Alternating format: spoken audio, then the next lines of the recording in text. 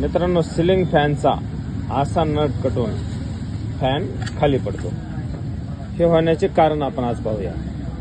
आपण सहज समजतो की हा सिलिंग फॅनचा पाईप आपण कोणत्याही दिशेने लावला तरी चालतो, पण तसं नसतं. त्या मागे एक लॉजिक आहे. ते लॉजिक म्हणजे हा पाईप एका दिशेने कट केलेला असतो, दुसऱ्या दिशेने कट केलेला नसतो. कट केलेली बाजू आपण खालील बाजूस लावायची असते, जेणेकरून नट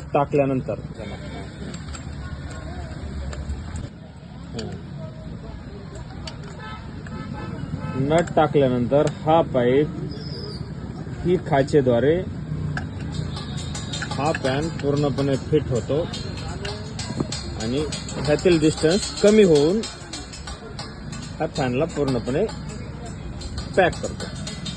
आपण उलट्या दिशेने जर हा फॅन कितीही फिट केला तरीही हा फॅन आणि फॅनचा सॉफ्ट एकजीव होत नाही आणि हा फॅन झटके मारत मारत मारत मारत त्या ठिकाणी नट अशा पद्धतीने कट होतो आणि फॅन खाली पडतो. म्हणून फॅन फिटिंग करता वेळेस ही दिलेली खाच ही फिटिंगसाठी असते आणि ही खाच वरच्या बाजूला त्याचं बॅलन्स सांभाळण्यासाठी असते. याविषयी फॅन फिटिंग विषयी अशा फॅन फिटिंग विषयी कोणतीही अडचण असल्यास तुम्ही एनी टाइम कॉल किंवा कमेंट करू शकता. तुम्हाला केव्हाही त्याचे उत्तर दिले जाईल.